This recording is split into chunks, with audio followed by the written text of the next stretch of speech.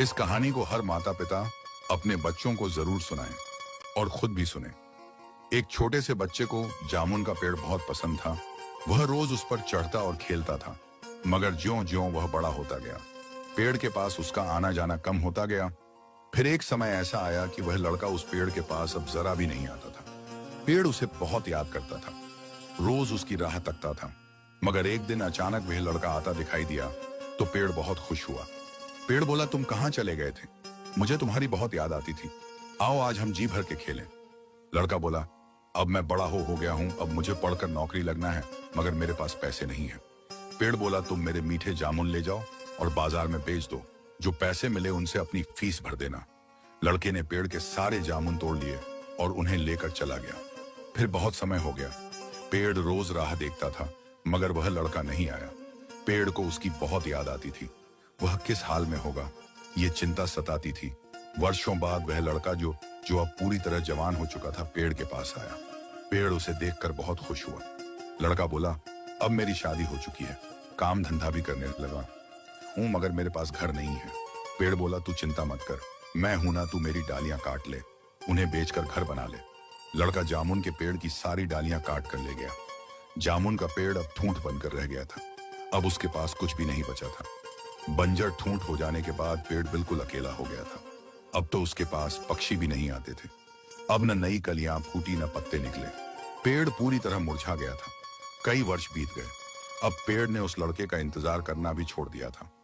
बहुत वर्षों बाद एक बूढ़ा वहां आया। पेड़ से बोला, मुझे पहचाना? मैं वही हूं जो बचपन में तुम्हारे साथ खेलता था, फिर तुम्हारे जामुन तोड़कर ले गया था, उसके बाद डालियां भी काट के ले गया था। पेड़ बोला, अब मेरे पास तुम्हें देने के लिए कुछ भी नहीं है। मैं तो अब निस्सहाय और अनुपयोगी हूं। अब मैं तुम्हारे किसी काम का नहीं हूं। अब तो कोई भी मेरे पास नहीं रुकता। मुझे देखकर लोग दूर से निकल जाते हैं। बूढ़ा उदास होकर बोला, अब मैं तुमसे कुछ लेने नहीं आया हूं। अब तो मैं तुम्हारे पास कुछ देर खेलने आया हूं, थोड़ी देर सुस्ताने आया हूं, थक गया हूं। जिंदगी की भागदौड़ में अब तुम्हारी गोद में सर रखकर थोड़ा सा आराम करना चाहता हूं। फिर वह दौड़कर पेड़ से लिपट गया। वर्षों से बंजर पड़े उस पेड़ में हलचल हुई, नई कलियां फूटने लगी, नई डालियां निकल आईं और देखते ही देखते वह हरा भरा हो गया। वो पेड़ और कोई नहीं मां, हमारे माता पिता है। जब छोटे थे उनके साथ खेलना अच्छा लगता था। जैसे जैसे बड़े होते गए, उनसे दूर होते गए। उनके पास तब आए जब कोई जरूरत पड़ी, कोई समस्या खड़ी हुई। हमारे माता पिता ने हमें बनाने में अपना सर्वस्व न्योछावर कर दिया।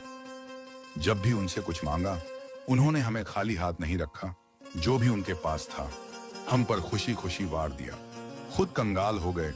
हमें ऊंचा उठाते उठाते आज भी वे माँ बाप उस बंजर पेड़ की तरह अपने बच्चों की राह देखते हैं, दो मीठे बोल बतलाने के लिए, कुछ पल उनके साथ बिताने के लिए। आओ ना, हम जाके उनसे लिपट जाएं, उनके गले लग जाए उनको। अब हमारी जरूरत है।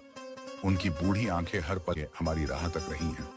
आओ ना, उनका सहारा बनकर उन्हें फिर से हरा भरा कर दें। क्रिएटर आनंद वर्मा। पोस्ट अच्छी लगे तो लाइक, शेयर और कमेंट्स कर देना दोस्तों। अच्छी कहानियों के लिए पेज को फॉलो कर लेना।